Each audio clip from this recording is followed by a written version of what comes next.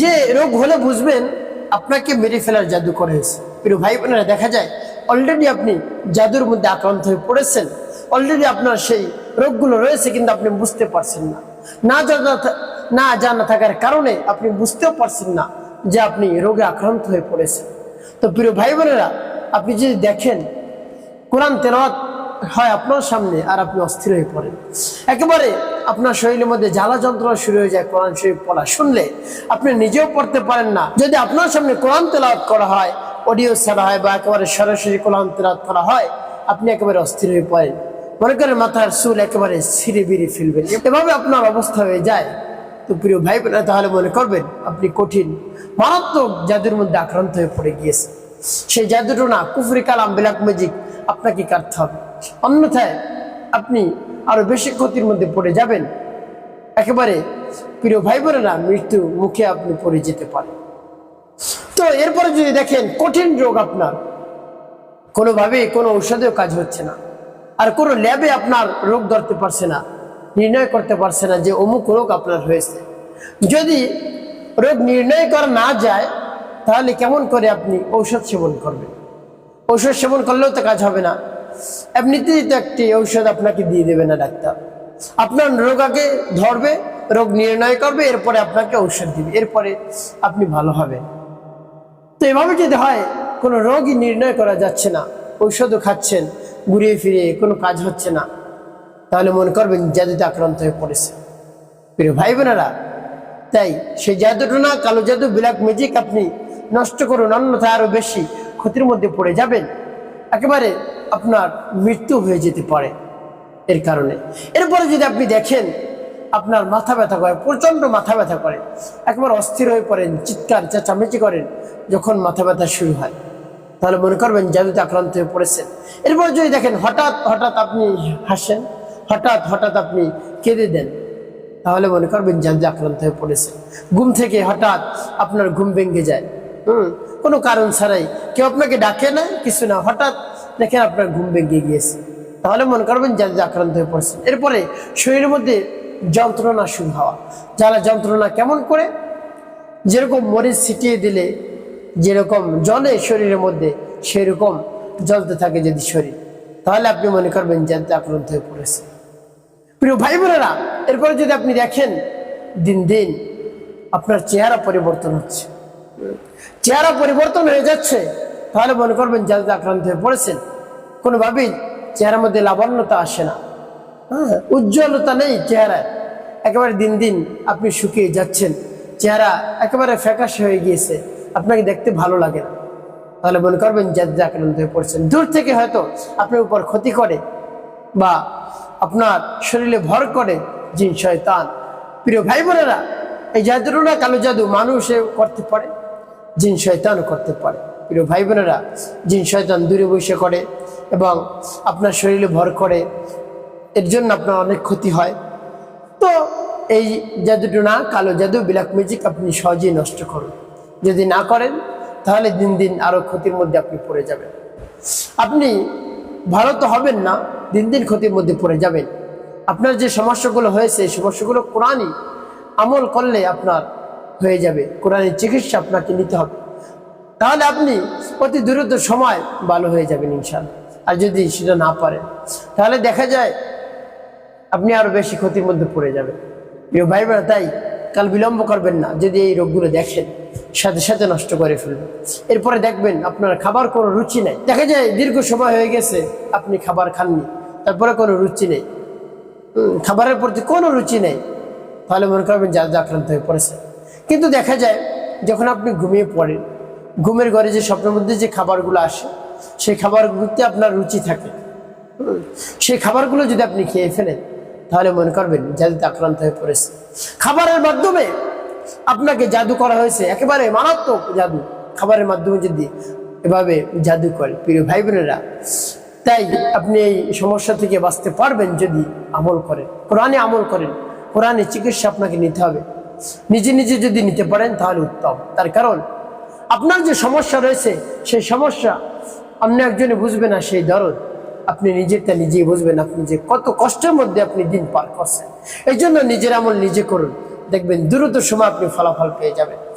তবে পরিপূর্ণ বিশ্বাস এবং আস্থা নিয়ে আমলটি করবেন। আর যদি মনের মধ্যে সন্দেহ থাকে, কত চেষ্টা সাধনা করলাম কাজ হয়নি, এই আমলই কাজ হয়ে যাবে, তাহলে আপনি উপকৃত হতেও পারেন, নাও হতে পারেন। তাই বিশ্বাস নিয়ে আমল করবেন। প্রিয় ভাই বোনেরা, এই জাদুটোনা করা কিন্তু কঠিন না, একেবারে সহজ।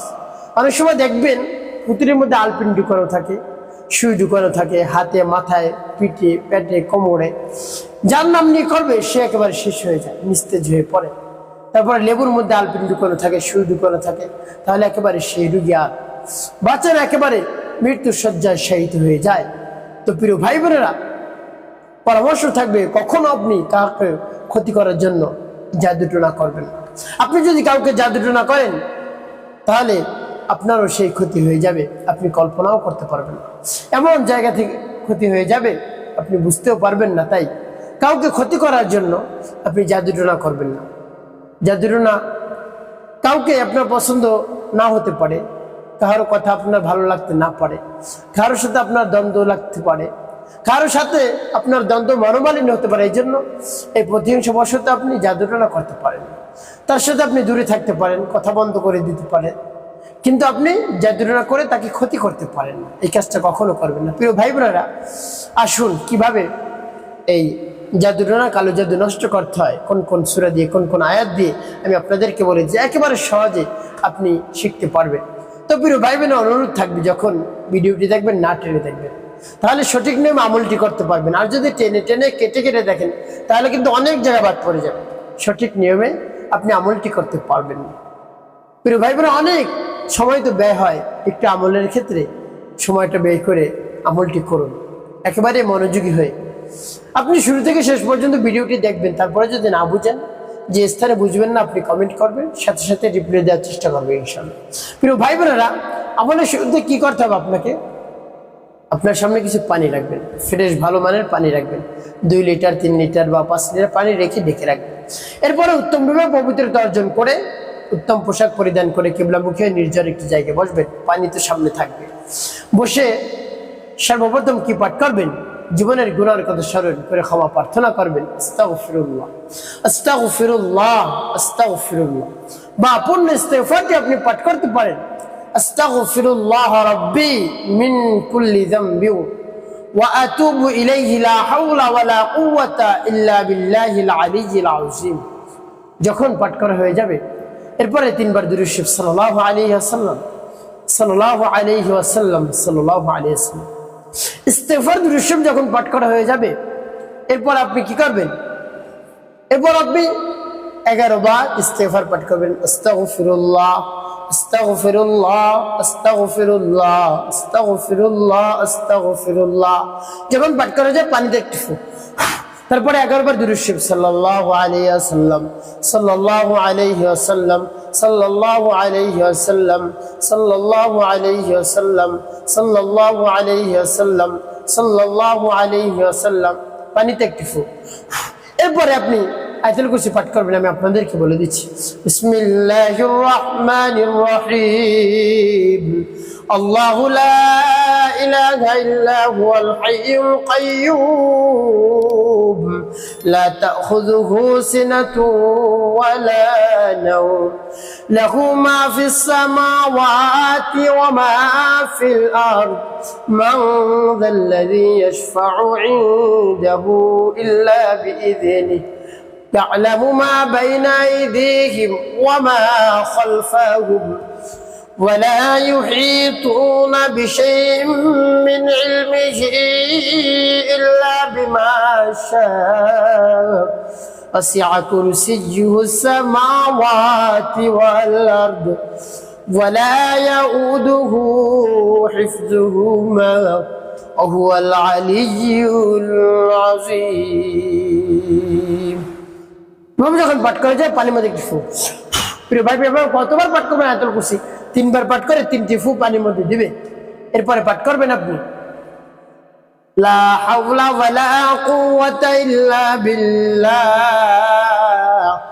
লা হাওলা ওয়ালা কুওয়াতা ইল্লা বিল্লাহ, লা হাওলা ওয়ালা কুওয়াতা ইল্লা বিল্লাহ, লা হাওলা ওয়ালা কুওয়াতা ইল্লা বিল্লাহ। 7 বার পাঠ করে ফু দিবেন পানির মধ্যে একটি। এরপর পাঠ করবেন লা ইলাহা ইল্লা আনতা সুবহানাকা ইন্নী কুনতু মিনাজ জালিমিন। লা ইলাহা ইল্লা আনতা সুবহানাকা ইন্নী কুনতু মিনাজ জালিমিন। লা ইলাহা ইল্লা আনতা সুবহানাকা ইন্নী কুনতু মিনাজ জালিমিন। এভাবে যখন পাঠ করে যায় পানির মধ্যে একটু, এরপরে আপনি কি করবেন? এরপর আপনি আবারও 11 বার ইস্তিগফার পাঠ করবেন। আস্তাগফিরুল্লাহ আস্তাগফিরুল্লাহ আস্তাগফিরুল্লাহ আস্তাগফিরুল্লাহ 11 বার পাঠ করবেন। 10 বার যখন পাঠ করা হয়ে যাবে এরপরে পুরো ইস্তিগফার আপনি একবার পাঠ করবেন। আস্তাগফিরুল্লাহ রাব্বি মিন কুল্লি যামবি ওয়া আতুবু ইলাইহি লা হাওলা ওয়ালা কুওয়াতা ইল্লা বিল্লাহিল আলিয়্যিল আযীম। এভাবে যখন পাঠ করা হয়ে যাবে একটু ফু দিবেন পানি। সর্বশেষ নবীজি সাল্লাল্লাহু আলাইহি ওয়াসাল্লাম মহব্বত নিয়ে ভালোবাসা নিয়ে দুরূদ ইব্রাহিম পাঠ করবেন 11 বার গুনি গুনি, একবার যেন কম না হয়। প্রিয় ভাই বোনেরা, আপনার সমস্যাও কিন্তু অনেক জটিল কঠিন, তাই আপনি পানিটাও রেডি করতে হবে খুব একেবারে বিনয়ের সাথে, খুব দরদ নিয়ে, মনে ব্যথা নিয়ে, সময় নিয়ে আপনি আমলটি করবেন। পরবর্তীতে আমি বলে দেবো কিভাবে এই পানি ব্যবহার করবেন। তো প্রিয় ভাই বোনেরা, দুরূদ ইব্রাহিম পাঠ করবেন 11 বার। আল্লাহুম্মা সাল্লি আলা মুহাম্মাদ ওয়া আলা আলি মুহাম্মাদ কামা সাল্লাইতা আলা ইব্রাহিম ওয়া আলা আলি ইব্রাহিম ইন্নাকা হামিদুম মাজিদ। আল্লাহুম্মা বারিক আলা মুহাম্মাদ ওয়া আলা আলি মুহাম্মাদ كما باركت على إبراهيم وعلى آل إبراهيم إنك حميد مجيد.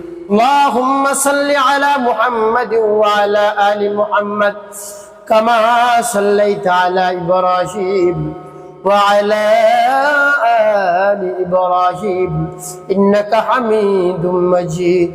اللهم بارك على محمد وعلى آل محمد كما باركت على إبراهيم وعلى آل إبراهيم إنك حميد مجيد. اللهم صل على محمد وعلى آل محمد كما صليت على إبراهيم وعلى آل إبراهيم إنك حميد مجيد.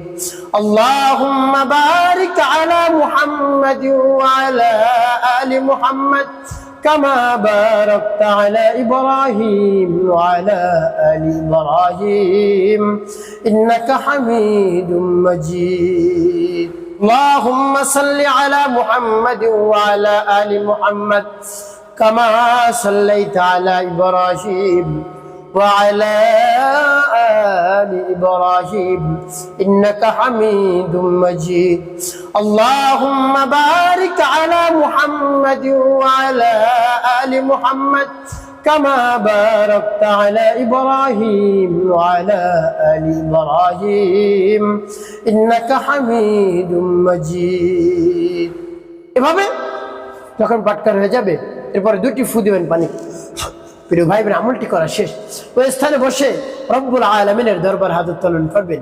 তারপরে বলে দেব আমি পানি কেমন করে পান করবেন। আগে বলে নেই কেমন করে আল্লাহ রাব্বুল আলামিনের কাছে মোনাজাতে চাইবেন। বলবেন, আল্লাহ আপনি হলেন আমাদের খালিক, আমাদের মালিক, আমাদের হায়াত দাতা, জীবন দাতা, রিজিক দাতা, সবকিছুই আপনি দিয়ে থাকেন আপনার কুদরতি কবজার মধ্যে। এভাবে বিনয়ের সাথে একেবারে আল্লাহ রাব্বুল আলামিনের বড়ত্বের কথা প্রকাশ করে সময় নিয়ে আল্লাহ রাব্বুল আলামিনের প্রশংসা করে বলবেন, দেখবেন কাজ হয়ে যাবে। আপনার সমস্যার কথা খুলে বলবেন, আল্লাহ আমি জাদুতে আক্রান্ত হয়ে পড়েছি, অনেক সমস্যা আমার শরীরে, আপনি সমস্যার সমাধান করে দিন। জাদুটোনা, কালো জাদু, বেরাক ম্যাজিক, কুফরি কালাম আল্লাহ নষ্ট করে দিন। আল্লাহ এভাবে আল্লাহ রাব্বুল আলামিনের কাছে বলবেন, 2 ফোঁটা চোখের পানি ফেলে দেখবেন সাথে সাথে কাজ হয়ে যাবে।